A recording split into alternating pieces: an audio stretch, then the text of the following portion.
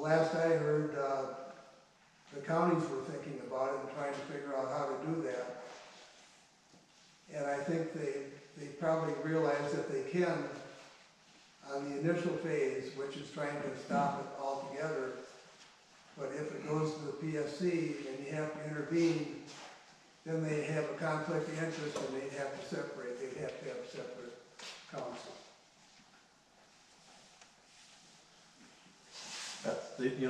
That's part of why we've been kind of pushing hard, because Dairyland has announced they plan on filing, this fall.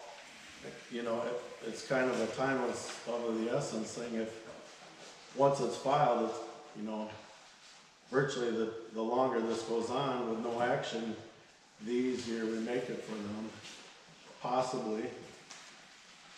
Well, another consideration, the primary group in the town of Genoa has hired an attorney.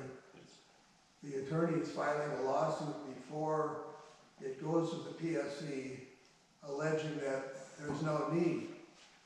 And that's something that I believe the counties and all the townships could probably coattail, and the more the better on something like that. So all the more reason for all these townships that are affected, all the counties that are affected, to jump on board at least at that stage and try and stop it before it goes to the political arm of the PSC.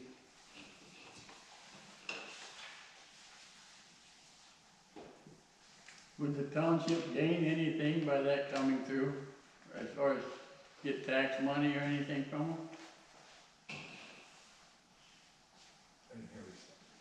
Would the town gain anything if money tax wise or anything come through? If the line did come through?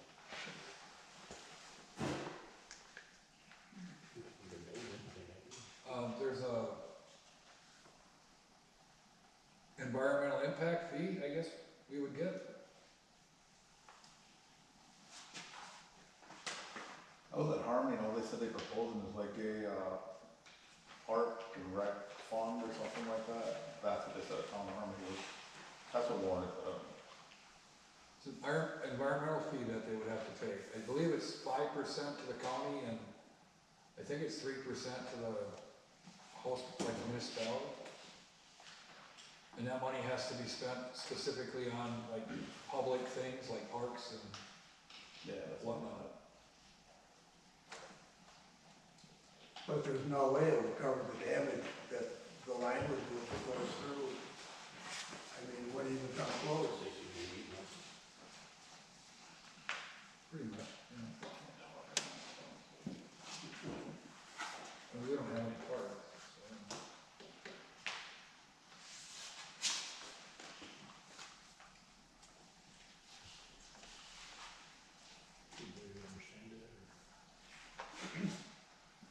So by you saying that we don't even have a park in the township, that the money would be moot anyways, and so there's no arguing about what the township would get? I guess I did say we don't have a park, but I don't know that much about it, other than I looked at the statute one time. Once they first said something about this environmental impact fee. And it's a percentage of the total construction cost. And the first year it's one amount, and then it's 50% of that for every year after that, for as long as the lines are there. But the statutes talk about certain, it's only can be used for certain things, like conservation projects and parks and things like that. I don't know the statute number right offhand, but I think it would be challenging to find uses for that money, yes, because they don't just give you a check.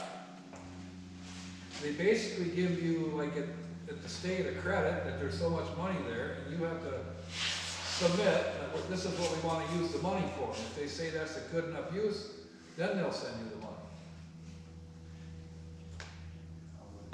It's something that you have to be 345 kV or bigger, so it's going on up by Holman in that area. Those people are finding ways around how to use the money. But they have parks and recs and things like that that they would use it for. The county, of course, has parks 4 or 5 county parks that they could use it for. And then take that tax levy money and use that somewhere else, so the county will come out with the ability to use the money. I don't know what ability it will have. So all the more reason that we should fight this. Yeah, I don't think we're gonna get any utility tax out of it.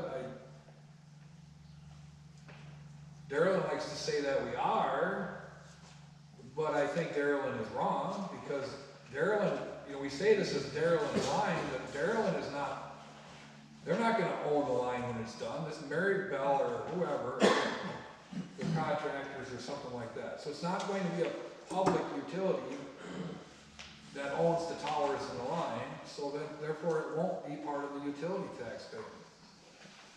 So yeah, I would say we're not really gonna get nothing out of it.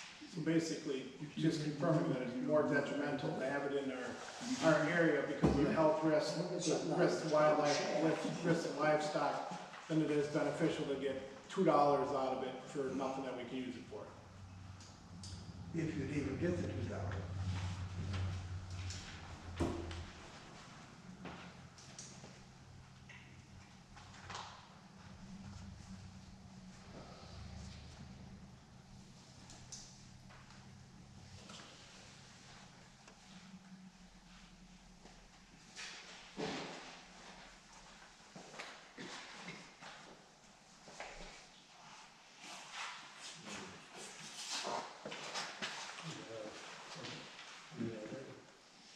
Whatever, I mean, you can, Could that money be used towards road repair after all this equipment goes across them? not as far as I know, but I'm not prepared to give you an opinion on that. I didn't know that question would come up. I just know that there is an environmental impact fee. Darrellin has said it at 2 meetings that I've been to of theirs. And I asked for the statute number, and they gave it to me, and I looked it up, and that's what it said. And then I talked to somebody up in up by Holman, and they were talking about how they were creatively trying to find ways to use the money. So maybe we can be creative. I don't know. Just, I don't know. That little bit isn't gonna be worth what damage is gonna get done. It actually could be quite sizable. It depends on how big the project. What's the total value of the project, right? So it could be a sizable amount of money every year. But we might not be able to actually use it.